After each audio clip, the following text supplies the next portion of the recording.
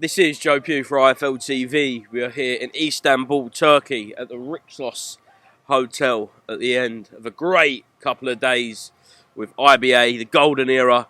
Jazza Dickens last night becomes the WBA interim champion. Gareth Davies. Been a good couple of days, hasn't it? Oh, it's all been rock and roll out here, or maybe roll and roll. We're here on the edge of the Helis River. We're in a great hotel here, which is an old naval base. It's absolutely stunning. It's been the fulcrum for a lot of news. You mentioned Jazza Dickens as well, the highlight of last night. 2 bare knuckle fights as well last night, by the way. And Jazza Dickens pulling off the improbable again as an underdog. And what delight there was in the room for him. And there were a lot of people here from the UK last night. And I know you're going to ask me about him, including Terence Crawford from America and Tyson Fury here from the UK, along with David Hay, Derek Chisora, Jarrell Miller, God, who else here? Carl Froch, how can I Spencer Oliver's here, of course. I'm here with TalkSport, we've been doing some things. It's been a great couple of days, Joe, I agree. Yeah, look, there's no doubt that they're very hospitable, the IBA, and know how to put on a great event, as we've seen for ourselves over the past 2 days. But they're doing big things, aren't they? And it's only going to get bigger. Yeah, I had a very good sit-down with Umar Kremlev yesterday, the president of IBA.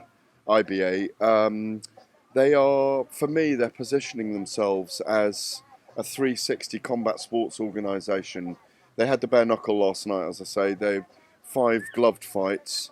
They're going to get involved in MMA as well, I believe. They're obviously amateur and pro and semi-pro.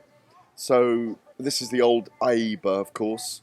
They're excommunicated at the moment from Olympic competition, but they've got their own competition. It's the only thing they're not involved with.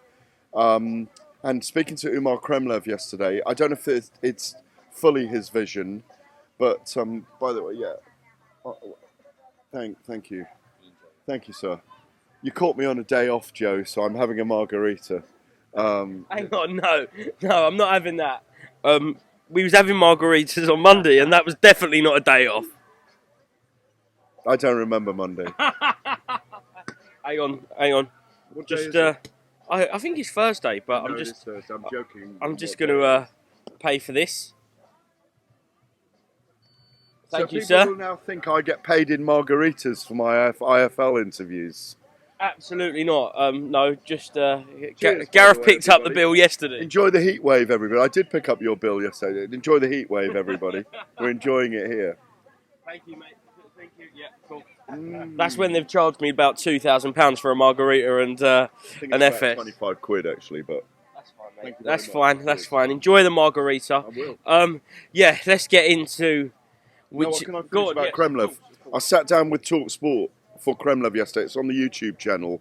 Fascinating interview with Umar, in which he went in on the IOC, Imran Khalif, Thomas Bach being a rat, the president for called him a rat for allowing the seduction of gender ideology into the Olympics and not doing chromosomatic checks on women boxers. Obviously, she's a big story because there are checks that need to be done on what someone's chromosomes are, what sex they are. And obviously the IOC just did passport checks for the last games and she won the gold medal and there was a lot of controversy about it. Other than that, outside that, for me, IBA are able to position themselves as a potential world governing body at the moment. They're not a sanctioning body. They want to be involved with all the sanctioning bodies. They want to work with everyone. He's even said they want to work with the IOC. So for me, if they grow and they've got resonance, the event was amazing, as I say. 2 of the big Turkey Al Sheikh signings, Tyson Fury and Terence Crawford, were here. Look at the chutzpah that created. So the kesmet, as they'd say in Turkey, the zeitgeist right now, the kismet is that IBA are here to stay. They're very wealthy. They're very ambitious. They're very passionate about the sport. I think Kremlev, although he only speaks and interviews in Russian and you need an interpreter, it's a very deep conversation with him. If he ends up speaking English, it'll be incredible. What's going on?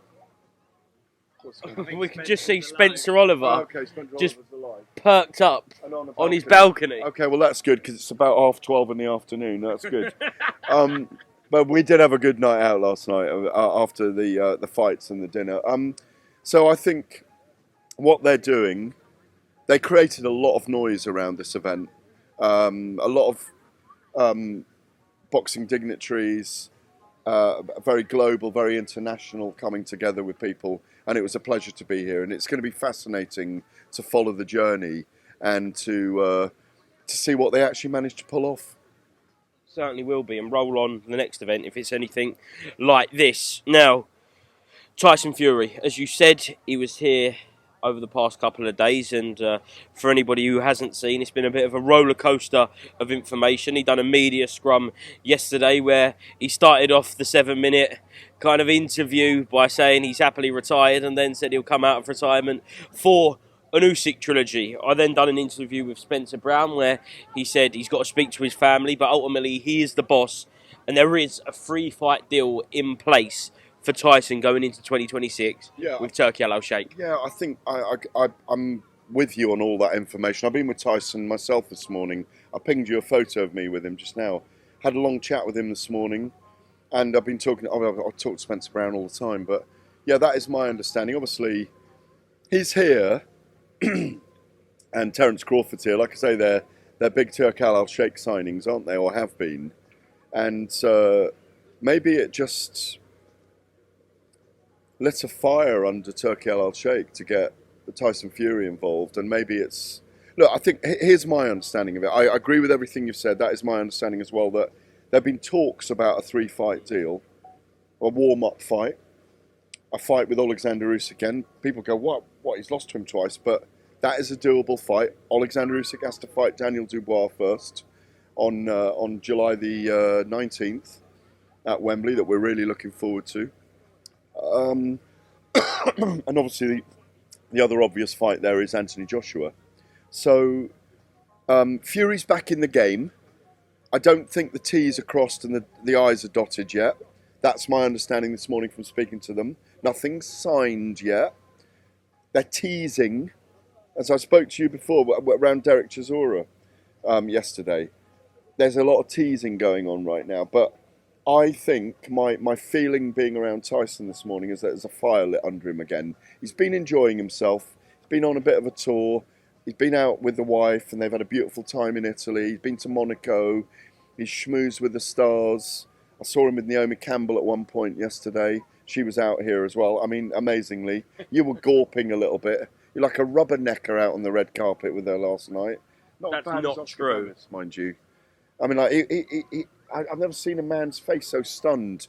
Mind you, she was incredible last night. She was the belle of the ball. Yeah, what I will say, she's got an aura about her, hasn't she, that proper A-listers have. Along with Rashida Ali, Muhammad Ali's daughter, who was here as a guest of honour, was then with Nico Ali Walsh and their family. Look, for me, I think Tyson... We all felt that the retirement was a break rather than retirement.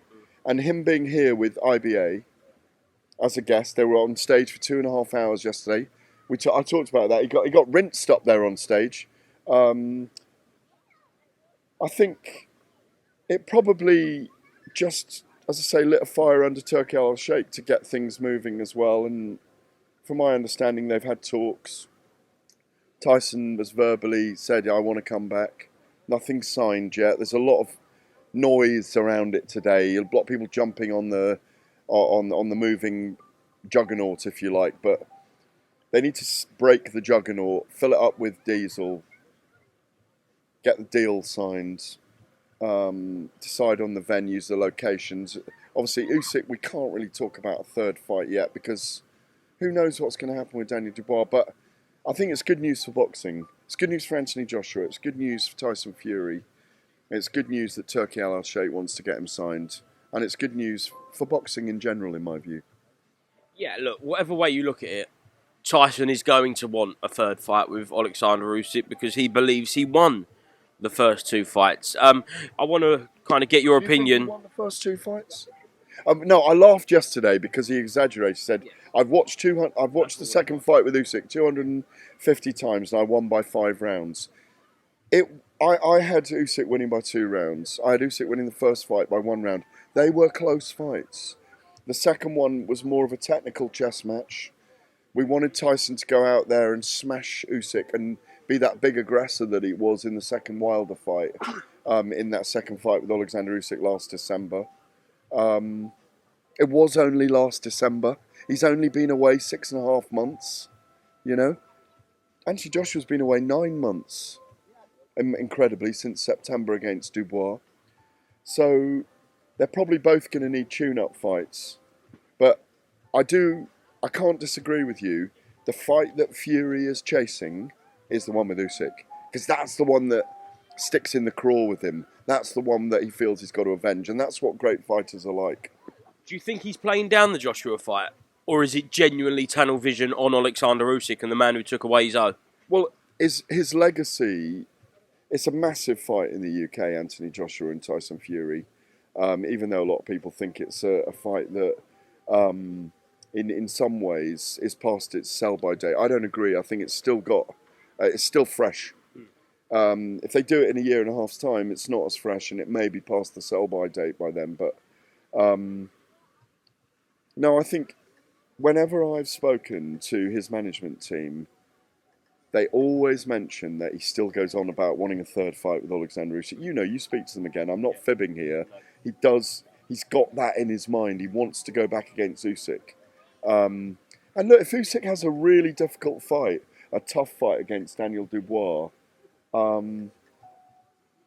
he could end up fighting a more busted up version of Usyk and go on to beat him. That's what he wants in his mind. I'd watch that fight again.